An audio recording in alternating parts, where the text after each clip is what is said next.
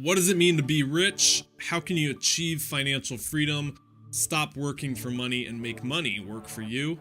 Today we're going over the best 10 ideas from Rich Dad, Poor Dad. What's up guys, Clark from ClarkDanger.com.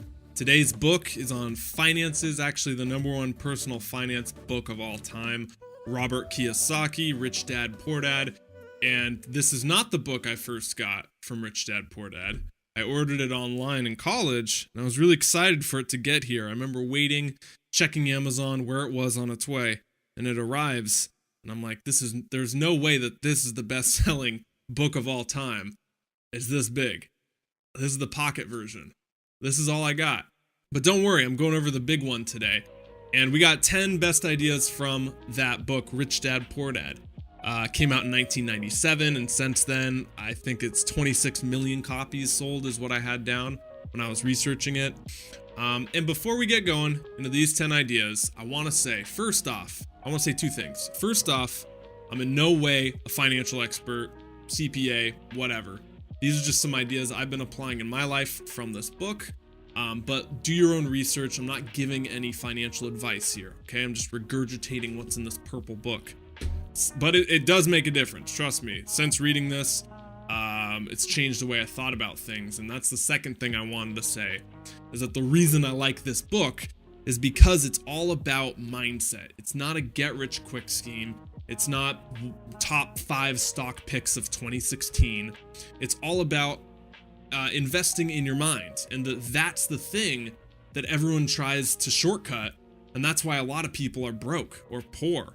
Because they don't invest in their mindset. And that we're going to go over it, but there's a thing called financial IQ. And the higher your financial IQ is, basically your intelligence when it comes to finances, the more money you will make, have, keep, and pass on to people when you leave. So that's why I like this book. Not a get-rich-quick scheme. Let's dive into it. The 10 best ideas from Rich Dad, Poor Dad. So starting with the first idea, models for wealth. Now the title, Rich Dad, Poor Dad, you can kind of imply that there's two dads there, and it goes over Robert's upbringing in Hawaii, and that he had his biological father that was poor and taught him all this stuff about money. And he had this rich dad who was kind of more of a mentor to him, who was a self-made entrepreneur who was rich and told him pretty much the complete opposite of what his poor dad told him. So he had a choice. Who do I listen to? I got conflicting information here. Of course, he went with the rich dad, taught him a lot of things he later put in this book. This first one is that we have models for wealth. And just like there was a rich dad and a poor dad, we pick up a lot of things on our finances, what we believe about it, from our parents, or how we were raised, or the people around us. We need to become conscious of that because sometimes, not all the time, we have poor examples of how to use money, how to save, how to invest. Or we don't have any models at all. The biggest point there is that money and finances are learned. Financial IQ is learned. It's acquired, just like anything else. It's just like health and wellness. You know, you don't grow up intuitively knowing what to eat. You kind of have to learn it. You have to navigate it in this modern world. Things are different. We got ingredients that weren't used 10,000 years ago. Our whole food supply is pretty much different than it was. So you have to learn to navigate that, and okay, now you're healthy. Well, if you never learn that, and rely on other people, what happens if they're gone? Like if your mom gave you healthy food growing up and then you're on your own in college, they call that the freshman 15 for the reason, right? Now you have to learn it on your own. But you figure it out or maybe you don't, and you end up with a lot of health problems, obese. So that's an extreme version, of course. But the same thing kind of applies with finances, that we need to learn from models. We need to educate ourselves. The next big point is a quote. It is saying that you're broke, not poor. And there's a difference, that being broke is temporary, being poor is eternal. I love that because, again, going back to mindset, before we start getting into the nitty-gritties and tactical information you can apply of this book, to set it up in the broad picture, that you might not have a lot of money right now. That's fine. I mean, you know, I'm in no way rich. I'm in no way wealthy. But the one thing I did do is take that piece of advice when I read it in college and immediately switched my mindset from, I'm not poor, I'm broke. And that poor is a state of being. Poor is, I can never afford it.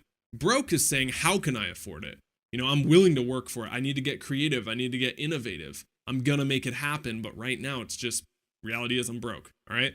Poor is saying I'm not the kind of person who can ever have the house, the money, the car, the whatever. Broke is where you can, you just don't have it yet. I hope that's kind of clear. All right. Next point is financial freedom. Robert says that we essentially have two choices in life. The first one is work really hard, save part of our paycheck, pay taxes, and then get taxed even more on what we save and withdraw from that. All right. And that the second option is that we can invest in our financial IQ, learn how to invest, learn how to use money, learn how to become wealthy, and do it that way. So the kind of flipped phrase here is that the poor and the middle class work for money, the rich have money work for them. And that's kind of the whole premise of the book, is getting your mindset switched from income is wealth, that you need to go to your job and make money that way, versus investing as wealth and using your assets to generate the wealth for you. Now, of course, how do you get the assets? We'll dive into that in a little bit. But how do you get the money at first to buy money that makes money? It's a little more complicated. It's oversimplified. But essentially, that's where it comes. That's what the book comes down to. Robert Kiyosaki says to people who say, I'm not interested in money, or money isn't everything. He says, if that's true, why are you working 8 hours a day, 5 days a week for it? That's the reason a lot of people have a job. And some people work for passion and whatnot, obviously. But people, they have the daily grind. They go into work to pay their bills, got to pay the bills. So he says that, look, invest in your financial IQ. And if you get to the point of where you're smart enough about money and managing it, you can not go to work and you can work in other ways. So point number 3 with financial freedom, how do you become financially free? Last quote from Robert Kiyosaki on this. Says, wealth is a person's ability to survive so many number of days forward. Or, if I stopped working today, how long could I survive? So if you stopped going to the job, how long could you survive for? And that if you want financial freedom, you need to have assets that either pay you in interest, pay you in dividends, accumulate that you could sell, that would basically say you don't have to work for the rest of your life if you stopped today. And then you work out of fun, okay? So my goal with this, with financial freedom, is to create online courses, online businesses, to create passive income, to utilize 24 hours in a day while I'm sleeping, instead of just clocking in, clocking out for 8 hours a day. All right, the next point is touching on financial IQ, saying that schools teach us how to work in a job, but not how to get rich, not how to get wealthy. And even if you go to college and they're teaching you about the economy, or you go to business school or business class or a wealth management class, a lot of times, at least in my school, the professor teaching it wasn't even wealthy himself, because if he was, he wouldn't be teaching that class. So basically, there's nowhere out there, there's no class traditionally that'll teach you to be rich. And that financial IQ, if you do want to be rich, if you do want to be wealthy or have influence, that's really what money is. You need to take it upon yourself to learn and invest in it. And that's what financial IQ is all about. And it's actually comprised of 4 things, Robert says. That these are the 4 things you need to study to become to raise your financial IQ. The first one is accounting. So the ability to read and understand financial statements, basically income, outcome, taxes, all that. The second is investing. So the science of making money on money, creativity combined with strategy and formulas to do so. The third, understanding markets, the science of supply and demand. So science of supply and demand, investing there. And the fourth one is law, understanding taxes and avoiding lawsuits, because those are both ways you can lose money, takes from your nest egg. So understanding a little bit in all of those will help you avoid things that take your money away. We've all heard stories of athletes, professional athletes, who get a lot of money, and on paper they're rich. But what happens when you follow up with them 5 years down the road? They sold the house, they're bankrupt, they don't have enough money to pay the bills. And so basically throwing money isn't going to fix the problem. Even if you have money, if you don't know what to do with it, it's just going to be gone. It's just going to come in and come out. So if you have the financial IQ to where you know what to do with that money, now you can hang on to it and keep it and stay wealthy for longer. It's kind of like the analogy I use with money is like, the lap band surgery some people get to lose weight. Well, it's where they put a band around the stomach, and so I think how it goes is that you think you're full sooner, and then you eat less and you lose weight. And they eventually take that band off, and a lot of people gain the weight right back. And you see them a year later in like the tabloids or something, and they're just as big, if not bigger. Well, why was that? Because they didn't get at the root cause there. In other words, they gave them kind of an easy out, and then they didn't learn, and so they went back to the same results as before the treatment. So it's the same thing with money. If we won the lottery tomorrow and we didn't have the financial IQ to manage $2, $3, $5 million, well, who knows, really? This is speculation. But in 10 years' time, we might not have that $5 to $3 million, whatever the lottery is, because we don't have the financial IQ to even know what to do with it. So it slips through our fingers. We gain the weight all back, so to speak. Anyway, moving on. The next point is EBSI. These are the 4 things that we can be in life. And I'll throw up a chart right here on EBSI. This stands for employee, business owner, self-employed, or investor. And these are the 4 possible paths for us. We can be a mix of all 4. So starting with employee, basically you have a job, and you use your time to generate money.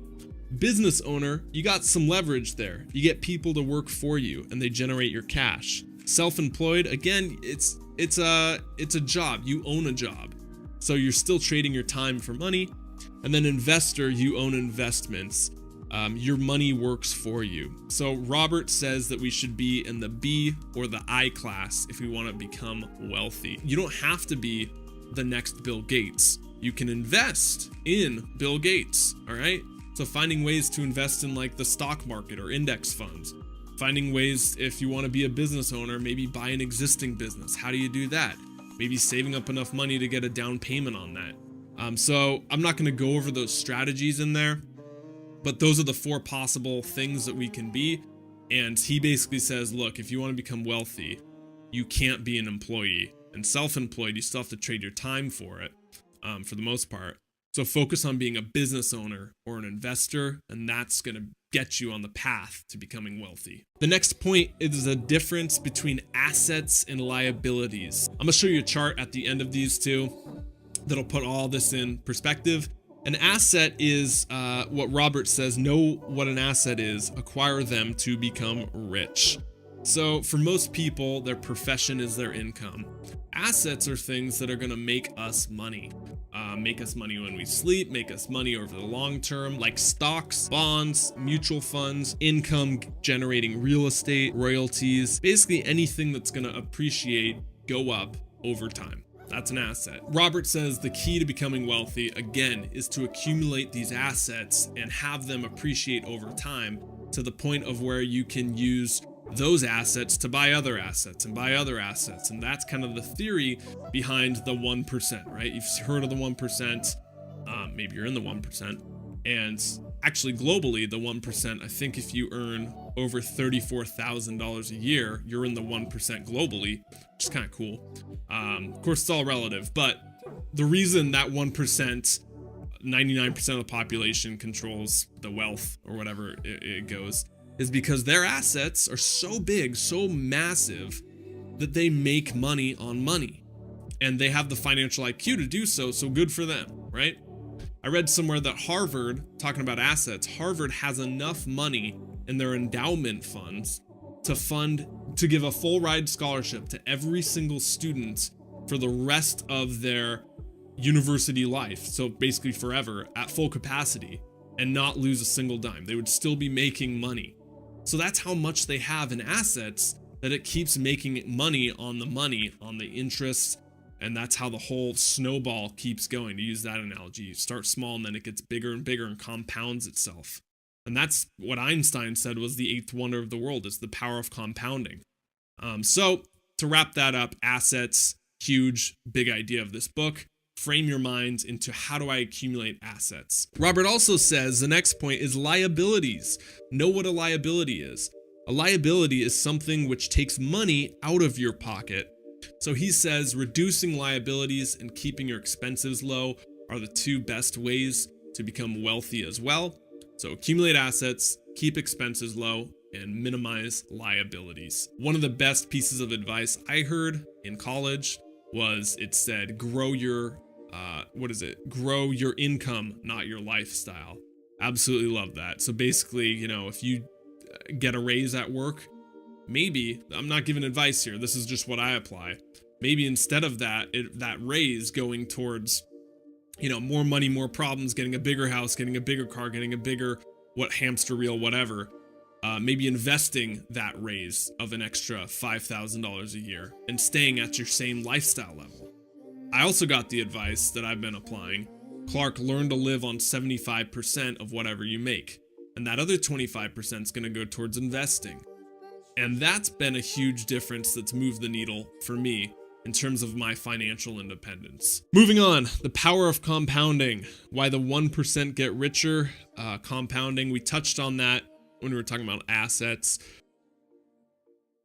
Suppose two investors have portfolios worth $100,000 each. Both use compounding to grow their portfolios 6% per year. Let's see what a difference 20 years can make. At the end of 20 years, the $100,000 principal would have grown to $320,713. Now let's see how much the other investor would have earned. As you can see, the additional 20 years of compounding resulted in the principal growing to $1,028,571. That's more than 3 times the return of the other investor. The next big point in this book of Rich Dad Poor Dad is to pay yourself first. So it says each month when you get your paycheck, before you do anything, before you even pay bills, before you buy groceries, before you pay taxes, pay yourself first. Let's say you get a check for $500. Boom, set aside a certain amount of that's going to go towards your financial independence asset fund. So, let's do $1,000, nice even round number. If we were living on 75% of our paycheck, so $750 goes to everything else, $250 goes to assets, and keep doing that over the long term. Because, really, if we think about it, it's not about the money we make, it's about the money we keep. So if we're making $100,000, but spending all 100,000 of it, how much money do we make at the end of the year? Not that much. But if we're making even $10,000 and we save 10% of it, at the end of the year, we're making more than the guy who made $100,000 because we saved $1,000. So I know that's an oversimplification, obviously, but again, it's not about the money we make, it's about the money we keep. And that, cost of living's going up. Retirement, if you do want to retire one day, 20, 30, 40 years, whatever, that's going to have inflation with it too. So we really do got to start saving earlier. And the earlier we do it, the better off we will be. Robert takes it to the extreme and says, pay yourself first. And that people say, Robert, what do I do if I come up short? I can't pay my bills. And he says, that's good because now you have a challenge to come up with creative ways to make money. And I think he was talking about in the book of how someone had that in a seminar. I came up short, I paid myself first, now what do I do? And he said, okay, well, you have money if you need to pay your bills, but try and do that as a very last resort. The guy scraped together enough friends, enough money to do a car wash, and they made like an extra $1,000 or something. And that was how they paid for it. So coming up with creative ways, if we're broke, not poor, is a good way to pay ourselves first as well. All right, the next step, number 10, big idea, is getting started. These are the action steps kind of from the book, stuff I've been doing in my own life to grow my financial freedom. Again, not financial advice, guys. I came up with 10 right here, and we'll go through them. So the first one is do not buy investments before you invest about learning about investing. Fancy way of saying that financial IQ, we can't do anything until we start to raise it and educate ourselves about what's a good financial decision. Number 2, every day is a choice. Are you going to be poor or broke? Every dollar is +1 or -1. So are we moving towards financial freedom or away from financial freedom? Every choice we make, every dollar we spend, that's a choice. Okay, so always framing that when we make purchases. The third one is learn to live on 75% of your paycheck. Went over that. The fourth one, pay yourself first. Went over that. 5, choose your friends carefully, who you hang around, right? The average of the top 5 people you hang around most, we know this, that if your top 5 friends spend everything they make and they're broke, well, you might be the 6th. But if you hang around people who are investing, talking about these kinds of ideas, whether it's in person or online, if you surround yourself with that as much as possible, if you talk in the community page down below, wherever you're watching this, on Facebook, on YouTube, what have you, you're surrounding yourself with those like-minded people, that's going to elevate and average you up. Great piece of advice as well. Number 6, if you do invest, be an Indian giver. That's what he says in the book. Oh, so on PC, Robert. To be an Indian giver, always ask, how quick do I get that back? So if you want to be a sophisticated investor, 101, how quick do I get my money back? That's what he's saying. The 7th tip, I use mint.com. It's a really cool app that uses beautiful graphics, 100% free, uses beautiful graphics and shows you kind of where you're at during the week, month, year with your income and output. You can merge like 5 different bank accounts. You know, if you have investment funds, if you have a couple different bank accounts like I do, it gives you one even number for it all. That's mint.com. Really good website. The 8th one is Charles Schwab. That's what I use. You can buy index funds on there. If you don't know, individual stock trading takes a lot of time. This is something I've kind of researched, so that's why I'm putting it there. 9 is Money Master the Game. It's a great book by Tony Robbins. We'll probably do a book summary of it. It's thick, but this is one of my favorite resources that is written in plain English. And if that's the next book you read besides this, I think you'll be pretty well set up on investing in your financial IQ. That was a great book I read in 2015, I think. Phenomenal. I'll link it down in the description too. And then the 10th one is teach it. That the best way to learn something is to teach it. So if you have a point from this video, post it in the comment down below and elaborate on it. Okay, which one did you like? Teach it down below. If you heard something in this video, share it and post a comment about that. Or maybe don't share it, just talk to someone around you about financial IQ or Rich Dad Poor Dad or whatever.